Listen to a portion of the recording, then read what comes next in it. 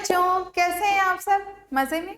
चलिए, तो आज हम लोग स्टार्ट करने वाले हैं नेक्स्ट टॉपिक अपना एसेक्सुअल रिप्रोडक्शन और इनहेरिटेंस, हेरिडिटी और इवोल्यूशन के चैप्टर में ये आता है। ओके, सो ये सब चीजें तो आपने पहले से पढ़ रखी होंगी। पहले ये चैप्टर इसीलिए दिया गया था ताकि आपको हेरिडिटी पढ़ने में प्रॉब्लम ना हो, लेकिन जहां जहां जरूरत है वहां वहां हम आपको ब्रीफ करते हुए चल रहे हैं। So let's see what happens when a single individual reproduce as an asexual reproduction. Asexual reproduction जब होता है तब क्या होता है? फाइन, ये हमें देखना है कि कैसे इनमें हेरिडिटी में चेंजेस हमें देखने को मिलेंगे या नहीं मिलेंगे। सो बैक्टीरिया की बात करें तो कुछ बैक्टीरिया जो होते हैं वो डिवाइड करते हैं और फिर रिजल्टेंट बैक्टीरिया जो बनते हैं, मतलब जो ऑफस्प्रिंग्स बनेंगे वो फिर डिवाइड करेंगे। नेचर तो यही है कि एक बैक्टीरिया डिवाइड किया, फिर डिवीजन हुआ, फिर डिवीजन हुआ, तो ऐसे ही नंबर ऑफ बैक्टीरिया जो होते हैं वो बढ़ते रहते हैं, है ना। Now the 4 individual bacteria generated would be very similar. यहाँ पे हमें एसेक्सुअल रिप्रोडक्शन में बहुत ज्यादा बेटा सिमिलरिटीज देखने को मिलती हैं, वेरिएशंस नहीं देखने को मिलते हैं, बहुत कम वेरिएशंस देखने को मिलते हैं, बिल्कुल ना के बराबर वेरिएशंस यहाँ पे दिखाई पड़ते हैं। So there would be only very minor differences between them generated due to small inaccuracies in DNA copying। देखिए यहाँ पे एक ही पेरेंट है, तो एक ही पेरेंट का डीएनए, दूसरे पेरेंट का डीएनए तो है नहीं।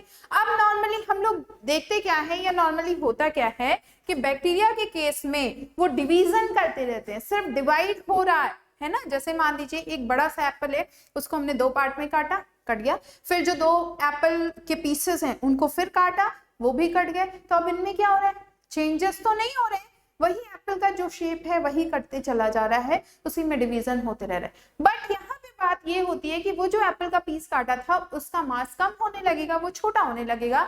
लेकिन यहाँ पे जब ये बैक्टीरिया डिवाइड करते हैं तो इनके सारे कैरेक्टर अपने पेरेंट्स जैसे ही होते हैं। ओके, और फिर वो एक अडल्ट बैक्टीरिया के फॉर्म में बन जाते हैं। क्लियर? तो यहाँ पे बहुत कम वेरिएशंस देखने को मिलते हैं। इनएक्यूरेसीज मतलब चेंजेस, वेरिएशंस जिसे कहते हैं वो काफी कम होता है या फिर ना के बराबर होता है। The most obvious outcome of the reproductive process still remain the generation of individual of similar design। जैसा बैक्टीरिया का पेरेंट था वैसा फिर बैक्टीरिया हो जाएगा। यहाँ पे 2 पेरेंट्स तो है नहीं, सिर्फ एक पेरेंट होते हैं और उनके डॉटर सेल्स होते हैं। तो ये जो डॉटर सेल्स होते हैं ये सेम अपने पेरेंट जैसे ही होते हैं, कोई भी चेंज नहीं होता है यहाँ पे। So heredity determine the process by which trait and characteristics are reliably inherited।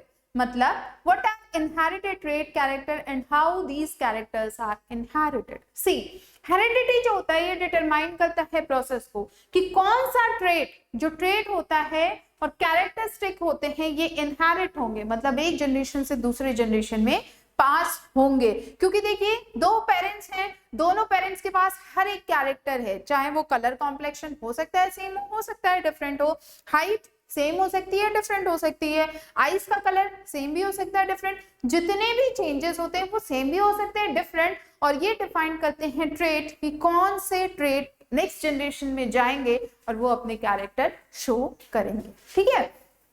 So what are inherited trait or characters and how these characters are inherited? कौन से trait होते हैं और ये trait या ये character कैसे inherit होते हैं? Let us understand inherited trait with an example.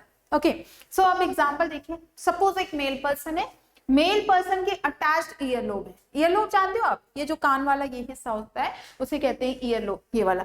तो 2 टाइप के ईयरलोब होते हैं, एक होता है अटैच्ड और एक होता है फ्री।